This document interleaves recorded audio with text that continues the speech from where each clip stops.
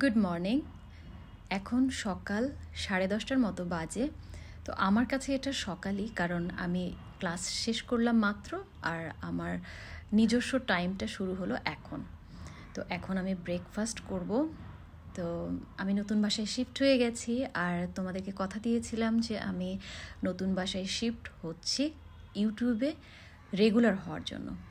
তো এখন থেকে আমি ট্রাই করব রেগুলার ভিডিও দেওয়ার জন্য। তো আজকে এই ছোট্ট ব্লগটা করলাম যে আমি নতুন বাসায় মুভ করে ফেলেছি, যদিও সব কিছু এখনও গোছানো শেষ হয়নি, সব কিছু এলোমেলো, জাস্ট যেটুকু বেসিক না গোছালেই না সেটুকু কমপ্লিট হয়েছে।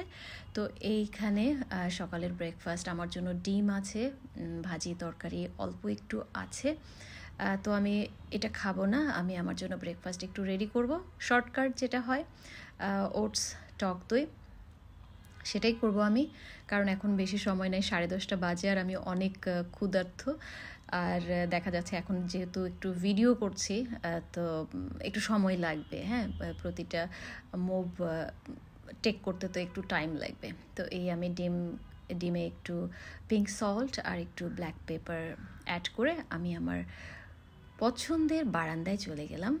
এই বারান্দাটা এত ভালো লেগেছে আমার, আমি বেসিক্যালি এইটার জন্যই বাসাটা নিয়েছি, কারণ এখানে সকালের একটু রোদ আসবে। যদিও চেয়েছিলাম যে পশ্চিম দিকটা হলে ভালো হতো, সারাদিন রোদ থাকতো, কিন্তু দুর্ভাগ্যক্রমে সেটা হয়নি। যাই হোক, এই যে আমার সুন্দর প্লেস, এখানে আমি সকালের রোদটা অ্যাটলিস্ট পাবো।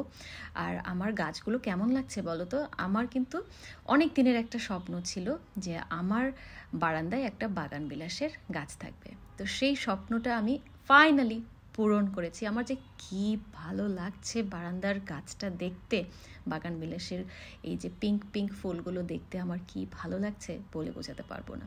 তো আজকের মতো এই ছোট্ট ব্লগটা এইখানেই শেষ করছি। ইনশাআল্লাহ তোমাদের সঙ্গে দেখা হবে পরবর্তীতে অন্য কোনো ভিডিওতে। সবাই সাথে থেকো, টেক কেয়ার।